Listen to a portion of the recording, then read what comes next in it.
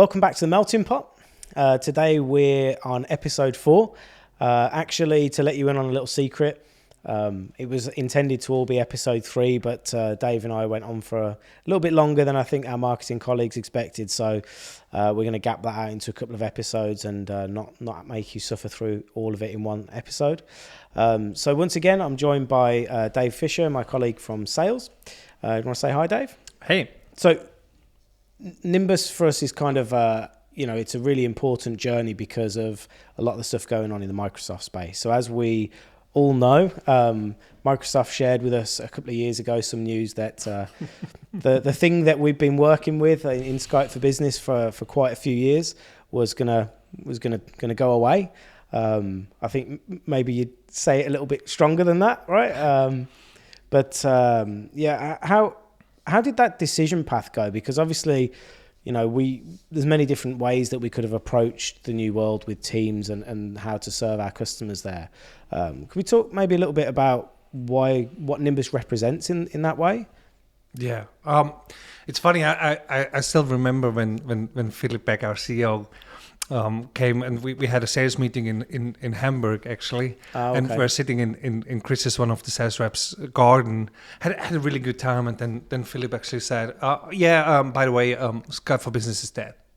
We were like, yep, this was just like really fun, right?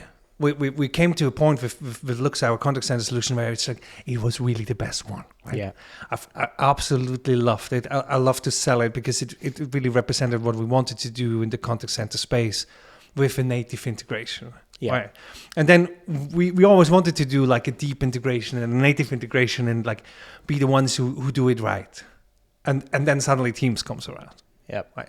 And so what you do, you build a connector, but it doesn't really feel like doing it, right? So, I mean, the logical decision, and it's funny, I don't remember, maybe you do, but I don't remember that we really talked about not doing it that way.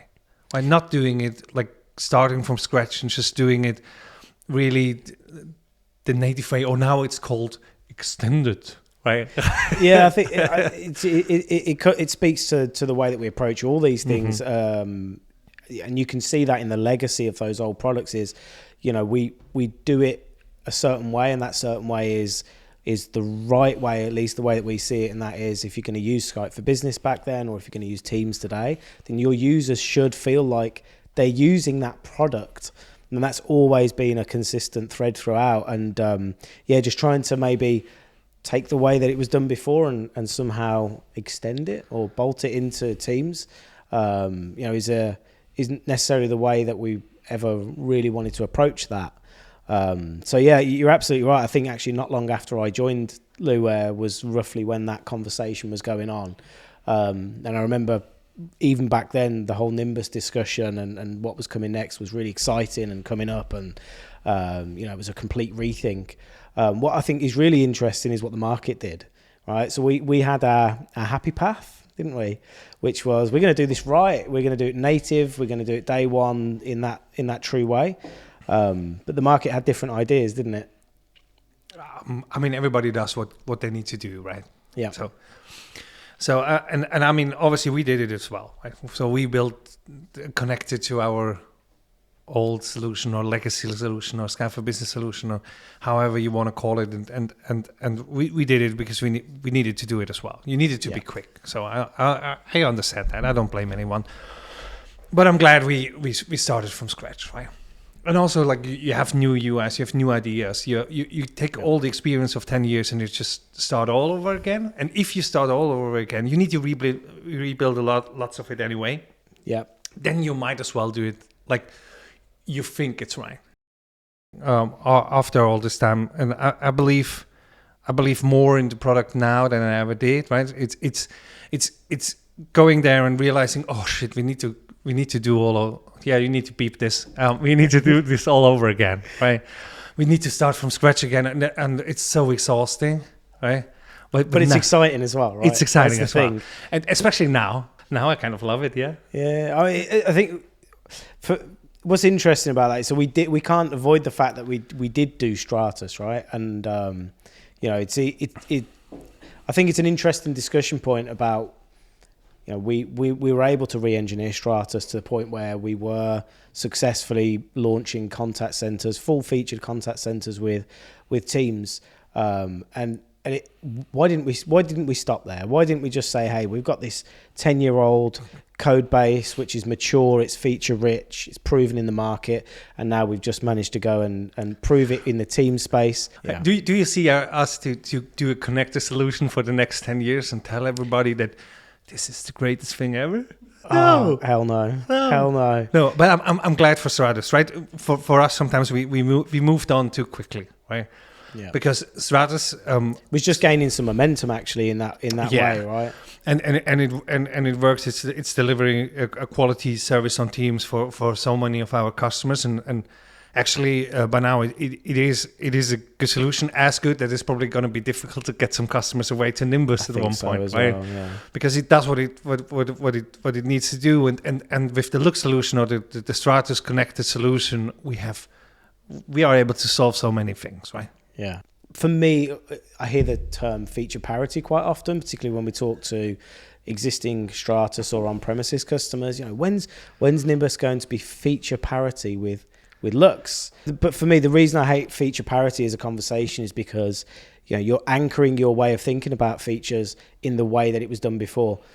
No, we won't have feature parity with our old products because it's going to be better. It's going to be a different way of thinking about those challenges, a different way to solve the problems.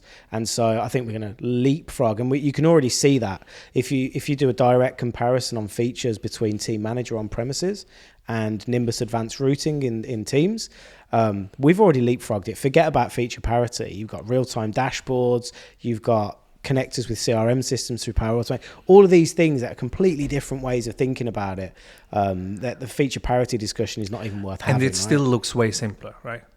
And it's simple. Yeah, absolutely. Simpler to use, simpler to operate, easier to install. It just, it ticks so many of those boxes. And I think that's the biggest thing, right? Always talk about. And I think that's the cool thing about the Teams ecosystem anyway, right? We have one ecosystem, which is the Teams clients. We like to say now the experience hub, like everything is connected to this Teams client. Yeah. And we just want to integrate and make it as simple as possible for those added use cases you might have. Yeah. Yeah, and becoming that kind of communications hub. But it's been an absolute pleasure to sit down and talk to you today, though. So thanks for flying all the way over. Yeah, thanks for having me. So it was a great excuse to come. So. Yeah, absolutely.